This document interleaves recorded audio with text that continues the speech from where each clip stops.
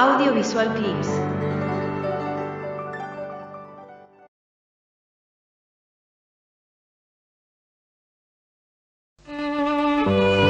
Hablaremos hoy de un señor poco conocido llamado Max von Pettenkofer. Se trataba de un científico alemán que una vez se equivocó y esta equivocación lo volvió loco. Max von Pettenkofer era bávaro, no bárbaro, bávaro. Había nacido en Múnich en 1818. Lo crió un tío que era boticario de la corona. Este tío lo fajaba con regularidad. Cada tanto se la daba. Está bien. Para que fuera aprendiendo. Max naturalmente huyó de su lado y más tarde entró en una compañía de cómicos. Fue actor durante varios años y bastante famoso. Se acortó el apellido y se hacía llamar Tenkov. Llegó a actuar para el rey de Prusia, Federico Guillermo IV. Pero no le duró mucho su pasión por el teatro. Volvió a Mannheim y estudió medicina y química y fue famoso por algunos descubrimientos. Volvió a sorprender al rey de Prusia, pero esta vez en otros asuntos. Pettenkofer consiguió fabricar un cristal púrpura que el rey andaba buscando desde hacía tiempo. También logró una mejor combustión que daba mayor luminosidad con algo a lo que se llamaba gas de madera, y de esa forma se iluminaron las estaciones del ferrocarril del reino. Es decir, que era un señor bastante competente. Se ganó el favor total del rey de Prusia, Federico, cuando le solucionó el siguiente problema. Parece que el rey ordenó que examinara el aire de su palacio. El rey decía que vivía seco y que la saliva se le había ausentado del cuerpo. Pettenkofer investigó galerías, habitaciones y descubrió que la Casa Real padecía unas espantosas corrientes de aire y cambios violentos de temperatura que producían esa sequedad bucal, ya que ahí es donde molesta la falta de saliva del rey de Prusia.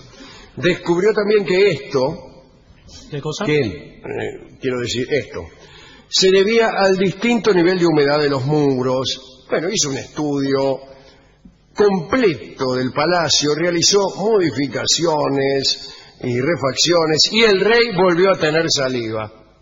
Un día se puso a leer, el rey se escupió el dedo para doblar una hoja y, contrariamente a lo que le ocurría siempre, que debía abandonar la lectura ante este desagradable inconveniente, el dedo quedó mojado por mucha saliva.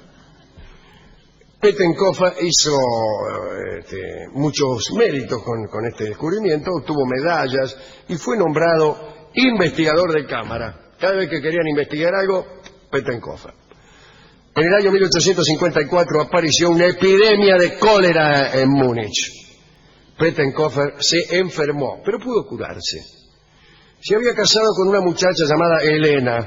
La hija que tuvieron, Ana, también se enfermó y también se curó. Pettenkofer entonces empezó a investigar las causas de aquella enfermedad. Recorrió todos los barrios, los palacios, las casas pobres, clasificó ropas, observó camas, observó el suelo sobre el que se levantaban las casas de los enfermos y escribió un informe. En ese informe determinó que el cólera no se transmitía de hombre a hombre, ni por la ropa, ni por los cacharros, ni por el agua. Aseguró que los gérmenes se desarrollaban en suelos húmedos, porosos o sucios. Llegó a decir que el cultivo del bacilo del cólera fuera del suelo no afectaba a nadie. Con ese informe, Pettenkofer decía que en tanto no contagiaban, debían suspenderse las cuarentenas o el encierro de los enfermos, y al mismo tiempo sugería que se examinaran los suelos y las calles. Y el rey le hizo caso. Y Pettenkofer se convirtió en el higienista del reino, título otorgado por el propio Bismarck, el canciller. Pettenkofer desarrolló unos trabajos de ingeniería para curar suelos, diseñó un complejo de cloacas que desembocaban todas en el río Isar. Para eso tuvo que pelearse con los basureros, que desde hacía siglos transportaban los desperdicios y lo tiraban en el suelo. ¿Dónde lo van a tirar? Pettenkofer decía que el río se purificaba a sí mismo, merced a la vegetación y a la corriente. Dice el cronista que Múnich se transformó en la ciudad más limpia de Europa. Pero había un prusiano que se opuso a Pettenkofer y lo destruyó. Y era nada menos que Robert Koch, que por entonces había descubierto el bacilo, el famoso bacilo de Koch, el bacilo de la tuberculosis. Koch había estado en la India, donde el cólera hacía desastres. Había investigado las fuentes de agua en Calcuta y había pasado por la isla Fernando Po. Llegó a la conclusión de que nada tenía que ver el suelo en tal enfermedad. Esto Koch. El cólera se desarrollaba en el agua, por más límpida y potable que pareciera. Solo con la llegada mínima de desperdicios humanos, discúlpeme, No, bueno, está bien. discúlpeme, la epidemia podía sobrevivir. También el contacto bucal con el sudor de una persona podía transmitir la enfermedad. Mirá vos. Eso decía Koch. Pettenkofer insistía en que no, el problema estaba en el suelo. Hubo un debate en Berlín y Pettenkofer no convenció a nadie, parecía ir ganando Koch. Volvió enojado a su laboratorio de Múnich, que se llamaba el Palacio de las Hipótesis. Lindo nombre para un laboratorio. Y empezó a investigar para jorobarlo a Koch. Ya se le había subido Koch entre ceja y ceja. Cultivó vidrios de cólera en tierra para explicar que allí se multiplicaban y que luego el viento esparcía los esporos. Error. Un ayudante llamado Emmerich le dijo que sucedía exactamente lo contrario. El suelo absorbía y destruía a los bacilos. Jamás se difundían en el polvo. Pettenkofer quedó atormentado. A los pocos días en Hamburgo, donde él mismo había diseñado un sistema de alcantarillas, apareció el cólera. La gente se atenía a las reglas de Koch. Bebían agua hervida y se lavaban las manos. Pero Pettenkofer no se convencía. Y para demostrar finalmente que los bacilos tenían que estar en el suelo para producir cólera, como él decía, hizo algo increíble. Se hizo enviar desde Berlín un cultivo de bacilos reproducidos en laboratorios, fuera del suelo. Llamó a discípulos de Koch y delante de varios testigos se tomó una linda copa de cultivo de bacilos de Koch.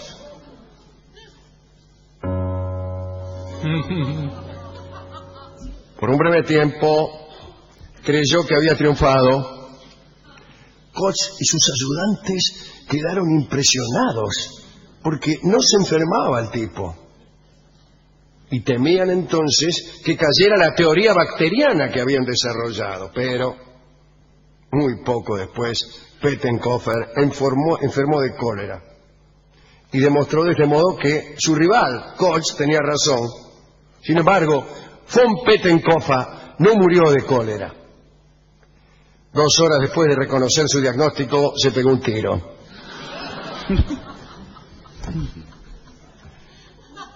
Tenía 83 años de edad.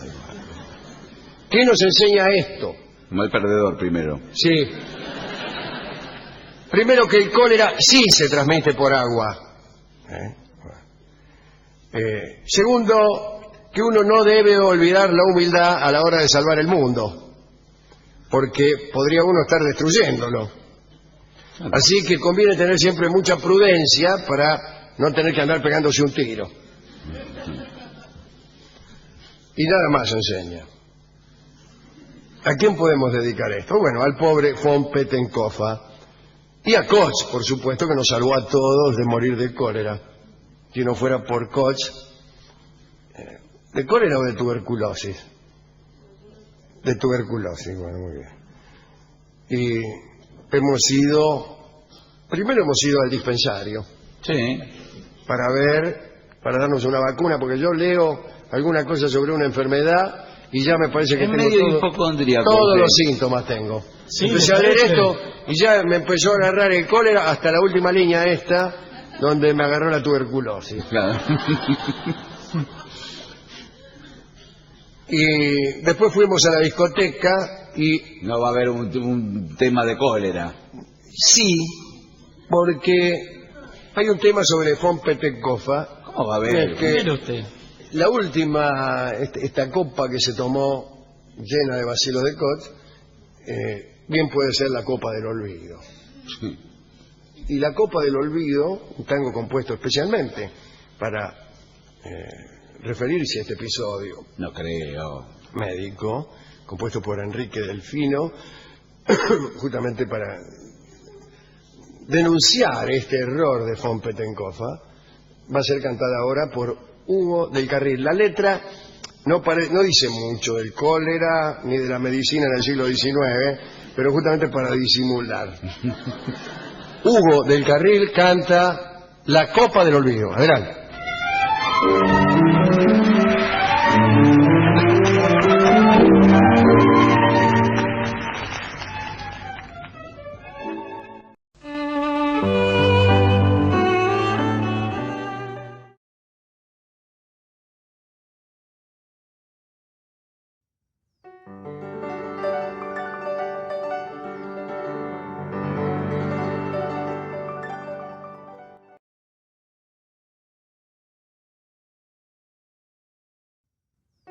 Gracias por ver y escuchar este video, y no olvides suscribirte para recibir las notificaciones de nuevos videos todas las semanas.